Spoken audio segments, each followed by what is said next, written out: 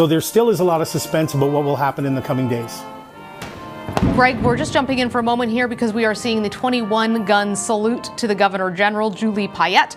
She has arrived. She is on the dais there. She just greeted the Usher of the Black Rod, and you can hear God Save the Queen being played. For today's ceremony, MPs were just talking about that and going through this procedural, the motions to establish that, while all the ceremonial stuff was happening outside the Senate. So now, the gentleman Usher of the Black Rod is, quote unquote, knocking on the door of the House of Commons. That's where he's headed, right by me, to the other end of the parliamentary precinct, knock on the door, and essentially what he does is say, hey, the Queen, in the person, the representative of the Governor General, would like to see you, and you are commanded to attend to her here in the Senate chamber. And so after that command is given, a few MPs, normally it will be mostly all of them, but in this case it's just going to be a few. They will come down. They're going to take a little van down to the end of this thing. They'll go into the Senate chamber, and then we will finally get on with hearing the Senate speech. Well, what we're seeing just now is the van carrying the Usher of the Black Rod driving up onto Parliament Hill as he heads up to go knock with his grand mace on the door of the House of Commons to retrieve those members of Parliament. Okay, we're just about to hear from the Usher of the Black Rod. He has just been given permission to enter with a message. He is the messenger who the Sergeant-at-Arms was referring to, delivering the Governor General's message. Take a listen to what he has to say. Mr. Speaker, it is the pleasure of Her Excellency the Governor General that this honourable House attend her immediately in the chamber of the Senate.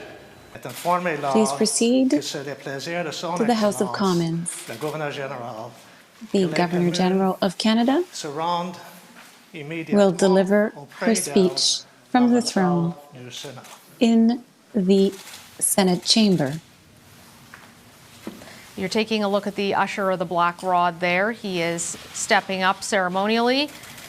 It all looks like something from another era, doesn't it? A reminder of where our parliamentary democracy has in fact come from, and the many trappings that look purely dramatic, but they in fact form a ceremonial function. And there is the departure of the Usher of the Black Rod, who represents the House of Commons. The world entered this pandemic facing climate change and its risks. A lesson COVID-19 has taught us is that we must meet these challenges with determination. On all these fronts, healthcare, economy, equality, and the environment, we must act bravely. The government will do so. The fourth and final foundation of this plan is to stand up for who we are as Canadians.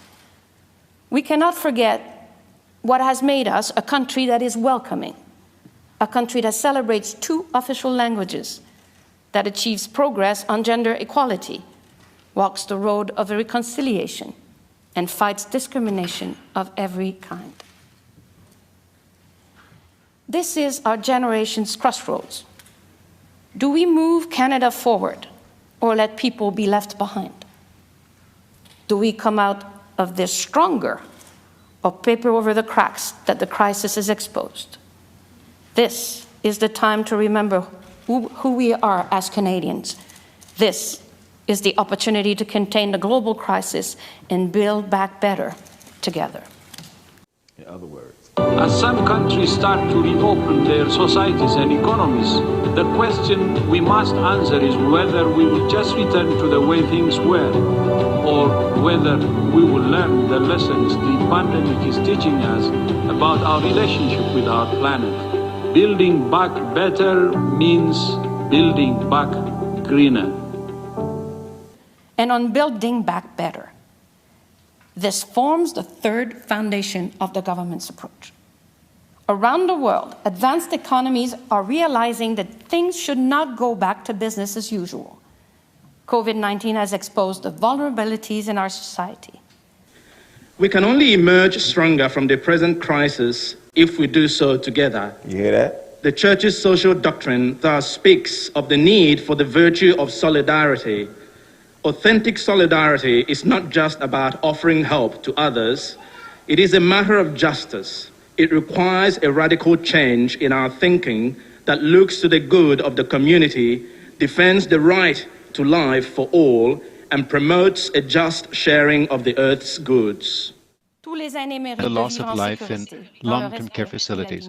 All of our elders deserve to live safely with respect and dignity. Although long-term care is a provincial and territorial, the federal government will do all in its power to support our elders in collaboration with jurisdictions.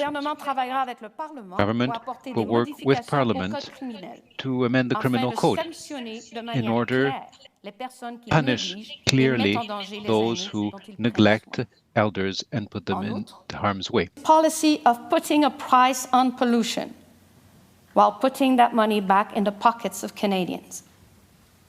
It cannot be free to pollute.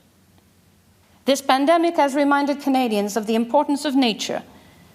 The government will work with municipalities as part of a new commitment to expand urban parks so that everyone has access to green space. This will be done while protecting a quarter of Canada's land and a quarter of Canada's oceans in 5 years.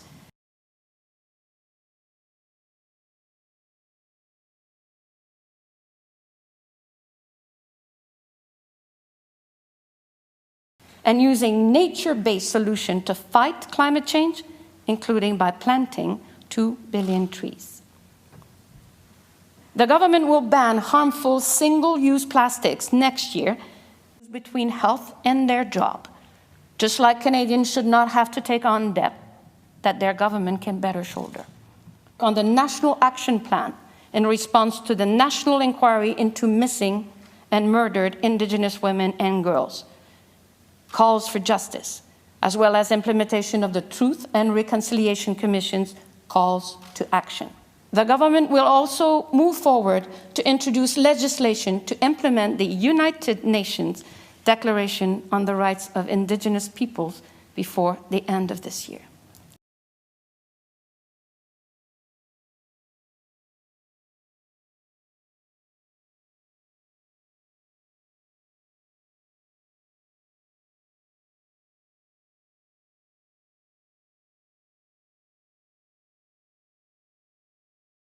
And we all mourn those who have passed. We trust science to lead the fight until a safe and effective vaccine becomes available. But until then, we must keep our guards up, using the tools that are available to us now, such as testing, treatments, and physical distancing measures. Pope Francis says the pandemic has opened up another wound, the social gap caused by a sick economy. The Pope explains that selfishness transforms the Homo sapiens into a Homo economicus, in other words, an individualistic, calculating, dominating person. He invites people to ask themselves if they want to continue living that way. Quando l'ossessione di possedere e dominare esclude milioni di persone e dai beni primari, quando la disuguaglianza economica e tecnologica è tale da lacerare il tessuto sociale.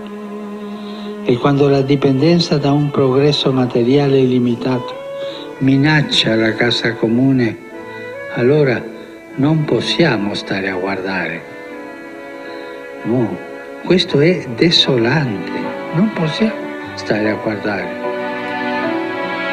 The question is, how will we emerge from this crisis? Look what he says. For Pope Francis, one key criterion of Christian authenticity is attention to people in need. That's why he invites the faithful to address the root causes of poverty. La pandemia è una crisi, e da una crisi non si esce. So notice, the Pope is talking about the coronavirus pandemic, am I right? And he's offering his solution. Listen to this right here. O siamo migliori o siamo peggio. Noi dovremmo uscire migliori e per migliorare l'ingiustizia sociale e il degrado ambientale. Oggi abbiamo un'occasione. Today, look at that. Look at this right here. Today, Daniel Shaves, look at this, brother. Today we have an opportunity to build something different. What is that thing? The New World Order. Have mercy. Let's go on. Per costruire qualcosa di diverso. Per esempio, for example, we can do what? Create an economy? Wow. Far crescere un'economia di sviluppo integrale dei poveri e non di assistenzialismo. See, solidarity, hold on, it says solidarity is the way. Listen to this right here, Explains y'all. that the coronavirus has revealed our interconnectedness, that either we all emerge from the crisis together or we all continue in it. Non è solo questione di aiutare gli altri, questo è bene farlo, e di più, si tratta di giustizia. La solidarietà oggi è la There it is right there. There it is right there. Right there in your face. Solidarity today is the road to living in a post-pandemic world. In other words, the whole world united. This is it, y'all. strada da percorrere verso un mondo post-pandemia, But look, verso la guarigione watch this. delle nostre malattie interpersonali e sociali. Non ce n'è un altro. Look at this. There's no other option. You see that? Who is he to say? He said, look at that. There is no other option. Either we move forward among the road. He talked like he is your father, right? Look at this. There's no other option. O andiamo avanti con la strada della solidarietà o il costo. Things will get worse. Wow. To Lena's question about decarbonization as part of our economic plan going forward, of course, it has to be part of it. I think all Canadians understand that the restart of our economy needs to be green. It also needs to be equitable. It needs to be inclusive. And we need to focus very much on jobs and growth. As the Prime Minister said in his remarks, and this is really important, the coronavirus is still with us. This is a once-in-a-lifetime challenge for our whole country.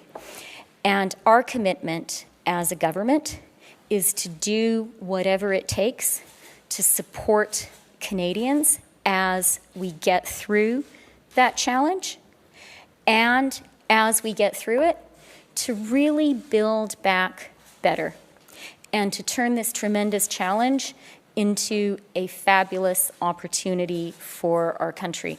Canadians have done such a terrific job in fighting the coronavirus so far.